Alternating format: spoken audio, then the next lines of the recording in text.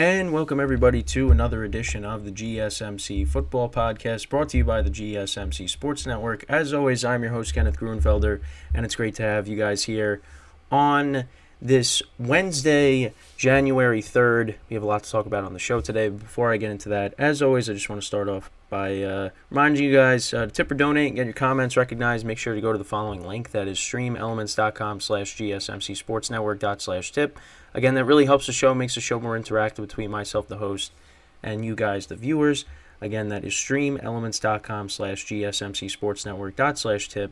And as always, this is displayed on the ticker on the bottom of the show segment down below. So, let's get right into what we're going to talk about for today. So, starting off the show, we're going to go into more detail because I know I touched upon it briefly yesterday. We'll talk about the Steelers' win over the Seahawks and how they're still alive for the playoffs.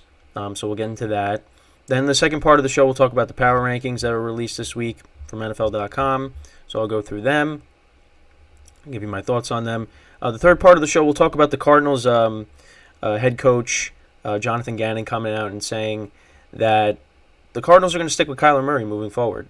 So we'll get into that and how that kind of impacts, what will happen in the draft and what the Cardinals might end up doing. And then in the final part of the show, we'll look at the current playoff picture. We'll look at the current standings, where everything is going into Week 18, the final week of the regular season, which, again, just cannot believe that we're at that point. Like I've been saying, leading up to this, the season went really fast, and the playoffs are going to go even faster. I mean, we're in January right now. I mean, this month is going to fly by. So, but yeah, so that's the rundown for the show. So let's get right into the first topic, which is talking about the Steelers. Because there's some other things I want to touch upon with this as well, mainly the quarterback situation. So obviously the Steelers, last week, coming off of that huge home victory against the Bengals, winning 34-11, and myself included, we counted the Steelers out. Kind of thought that there was, really, little to no chance that they were going to make the postseason because they were struggling offensively, especially. Kenny Pickett got hurt. You lose that game against the Patriots on Thursday night, then you lose to the Colts. You get embarrassed at that triple header. That Saturday triple header, the second game, losing 30-13, and I just knocked over my mic. Because I was, frustrated by it. Anyways, so then, you go up against the Bengals, you put up 34 points, and then against Seattle, which is a tough place to play. And the Steelers haven't played there since 2015, which is a long time ago. And that was when Doug Baldwin had like 3 touchdowns, I think. He had a monster game in that game. But yeah, so you go into Seattle. Seattle obviously is fighting for their playoff lives, and you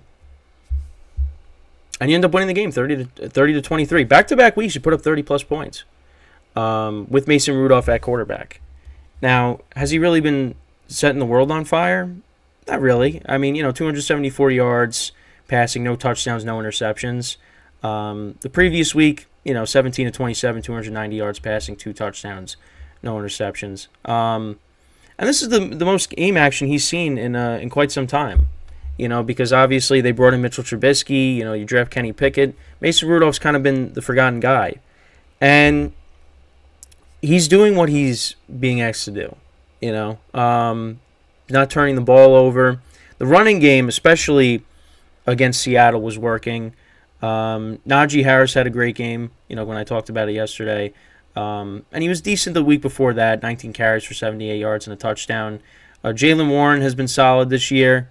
He was good in Seattle, 74 yards rushing.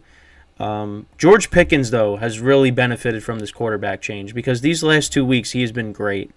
Against the Bengals, 4 receptions for 195 yards and 2 touchdowns, and then 7 receptions for 131 yards.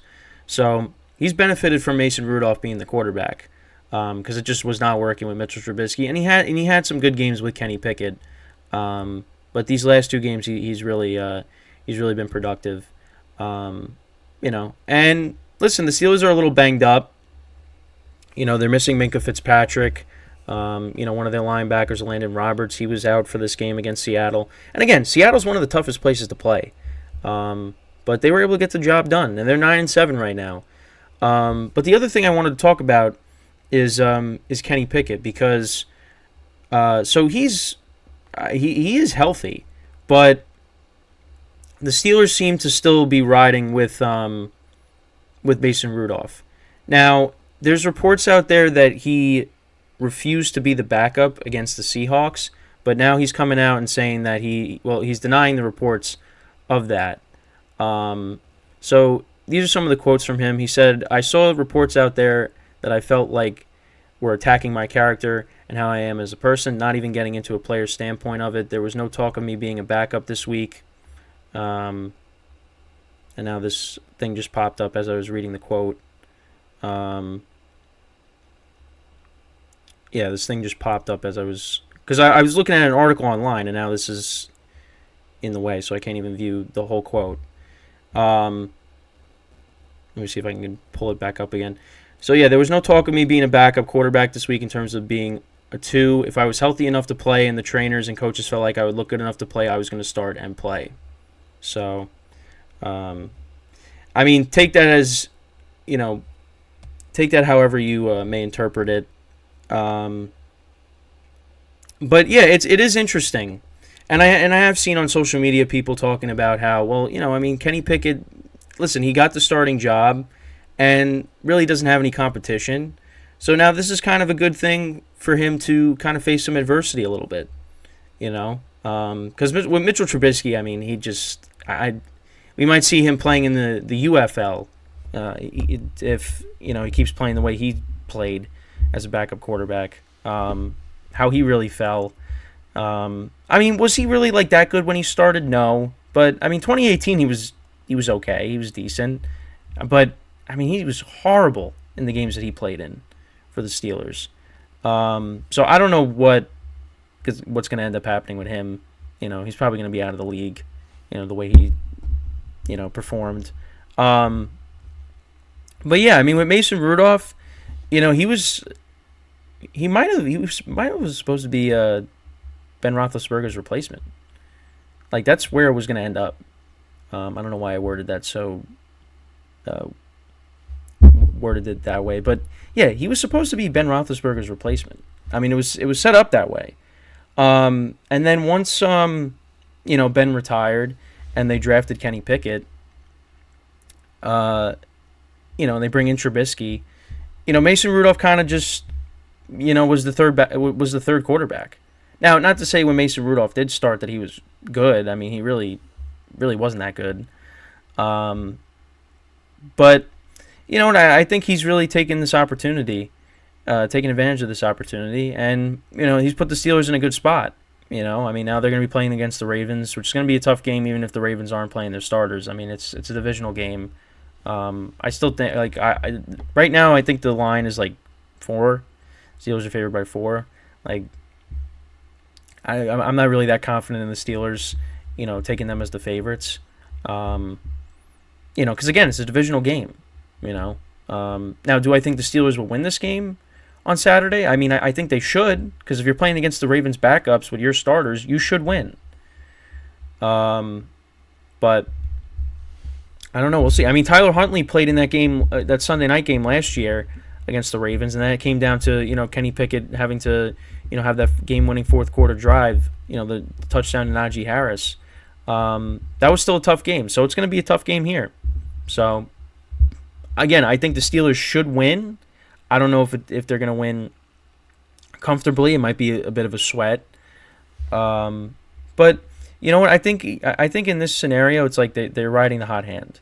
And listen, the Steelers' offense last 2 weeks, running the football better. You're putting up 30 points or more. 34 against the Bengals, 30 against Seattle, which is again one of the toughest places to play in. So what are you going to go back to Kenny Pickett now? I think you got to continue to ride Mason Rudolph out. And you could very well. They could win on Thursday or Saturday, and the other teams around them win and they don't end up making the playoffs. But you know what? Right now, Mason Rudolph is giving them the best chance to win. So I think they're doing the right thing by sticking with him. And, then we'll see what happens next year. Again, Mike Tomlin clinches another winning season, has never had a losing season, so it doesn't look like his job security is in jeopardy. Because I know we did talk about that. Is it possible that the Steelers... Because the Steelers just were playing terrible. But this is what happens, though. When you count the Steelers out, then they end up proving you wrong.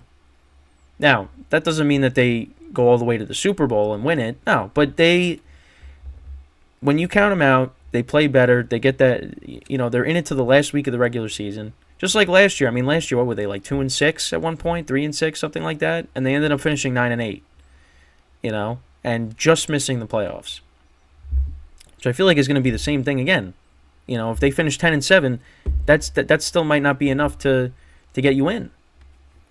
So, we'll see what ends up happening. But, Kenny Pickett, he's got a little bit of adversity to deal with here, and we'll see how he responds to that. Because let's see what happens going into next year. I mean, I guess Mason Rudolph's going to be on this team next year, I would think, right? I don't know what his contract situation is. If somebody knows, I'll have to look into it. But,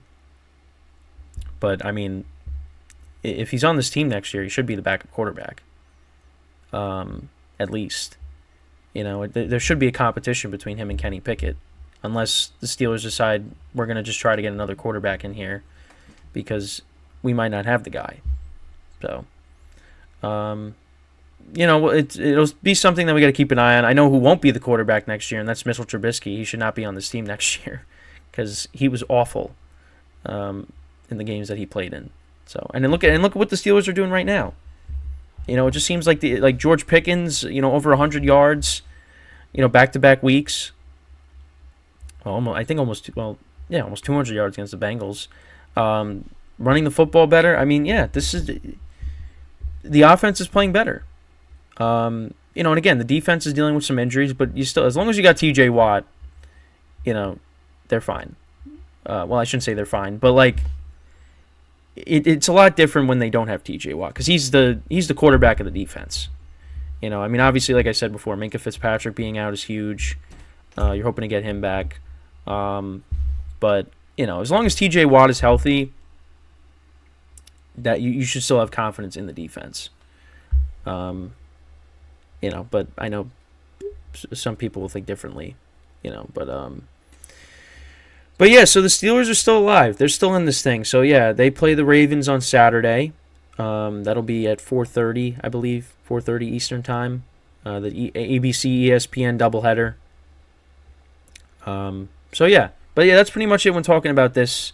So when we come back from our first break of the show, we are then going to talk about the power rankings that were released this week, and I'll go through them. I'll give you my thoughts on them, what I agree with, what I disagree with. So that is what we'll do when we come back from our first break of the show. So with that being said, stick around, and we'll be right back here on the GSMC Football Podcast.